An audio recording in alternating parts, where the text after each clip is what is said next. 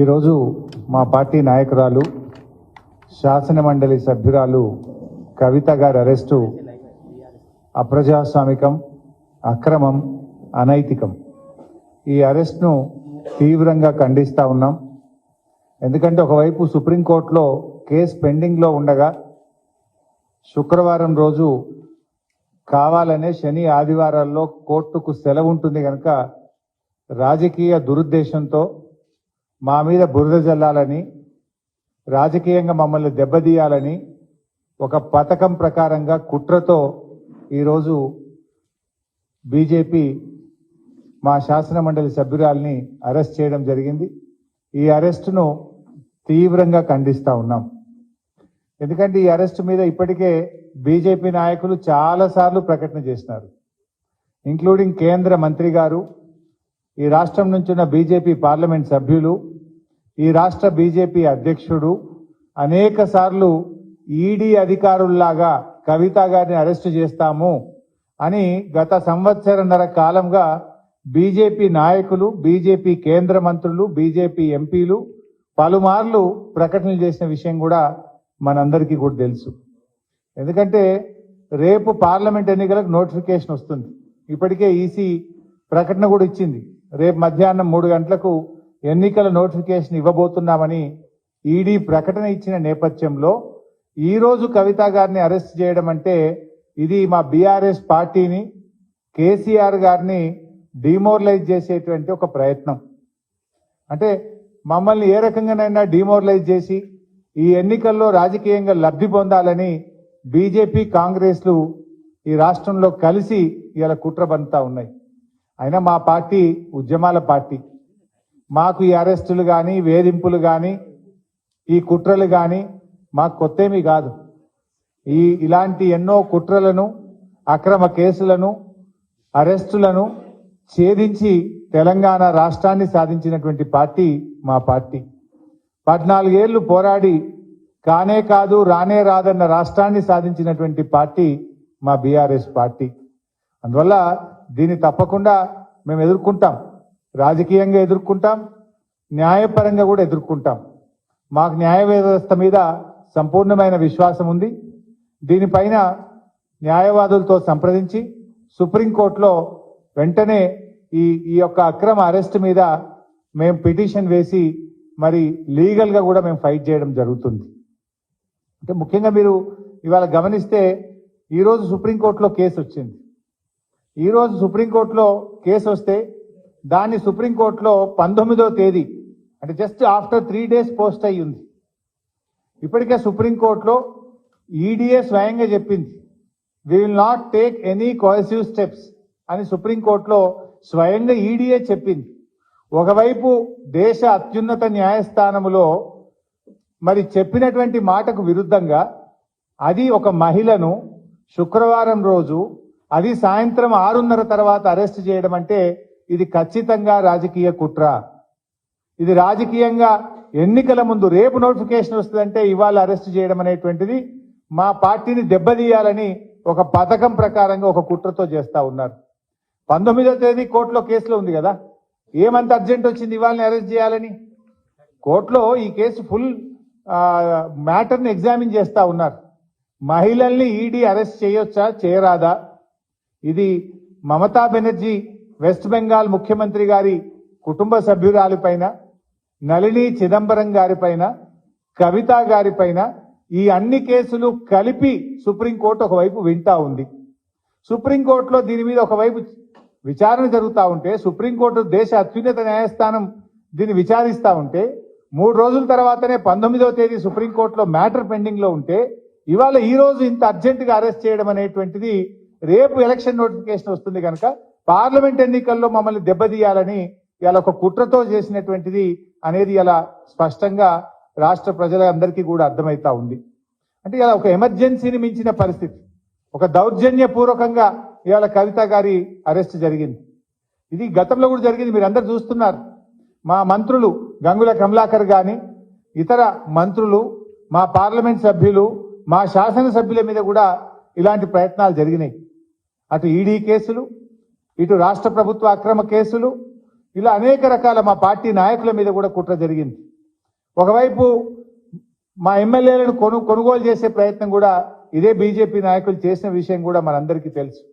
అంటే ఇది ఒక రకంగా రాజకీయంగా మా మీద కక్ష సాధింపు చర్యలకు పాల్పడతా ఉన్నారు. ఎందుకంటే ఇదంతా కూడా ఒక కక్షతో చేస్తున్నటువంటిదే తప్ప ఇంకోటేం కాదు. ఈ అప్రజాస్వామిక చర్యలకు నిరసనగా ఈరోజు కవిత గారి అరెస్టుకు నిరసనగా రాష్ట్ర వ్యాప్తంగా కూడా రేపు అన్ని నియోజకవర్గ కేంద్రాల్లో పెద్ద ఎత్తున నిరసన కార్యక్రమాలు చేయాలని చెప్పి పార్టీ పిలుపునిస్తా ఉంది. ఎందుకంటే ఈరోజు ఈ అరెస్ట్ అనేది కేవలం రాజకీయంగా ప్రేరేపితమైంది. ఒక సంవత్సరన్నర కింద కవిత గారిని విట్నెస్ కింద నోటీస్ ఇచ్చారు. ఏడాదిని అర్థం తర్వాత ఇవాళ అక్యూజ్డ్ కింద మేము అరెస్ట్ చేస్తున్నామంటారు. అంటే ఏడాదిని అర్థం ఏం చేసిండ్రు మరి మీరు? ఈ 1.5 year నుంచి ఏం చేసిండ్రు? రేపు పార్లమెంట్ ఎన్నికల నోటిఫికేషన్ వస్తే ఇవాళ అరెస్ట్ చేయడం అనేటువంటిది ఇది పూర్తిగా రాజకీయ దురుద్దేశంతో ఒక కుట్రతో చేసినటువంటిదే తప్ప ఇంకోటేమీ కాదు.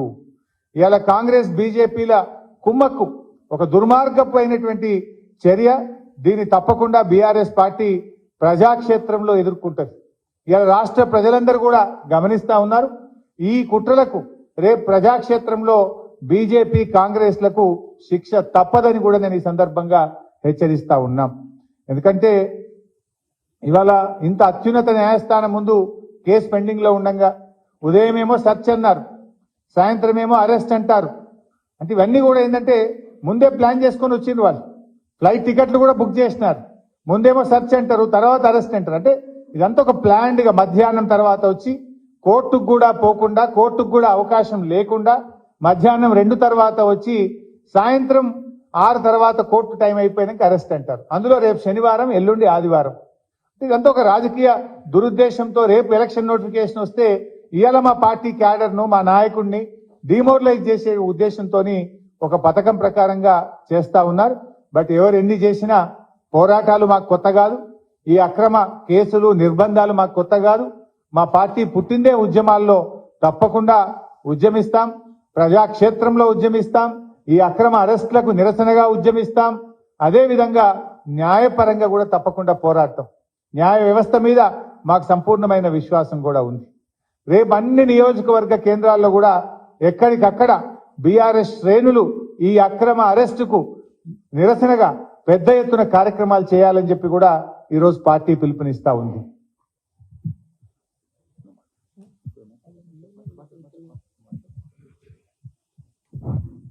మిత్రులకు నమస్కారం. కవిత గారి అరెస్ట్ను నేను తప్పకుండా రాజకీయ కుట్ర కోణంలోనే చూస్తూ ఉన్నాం.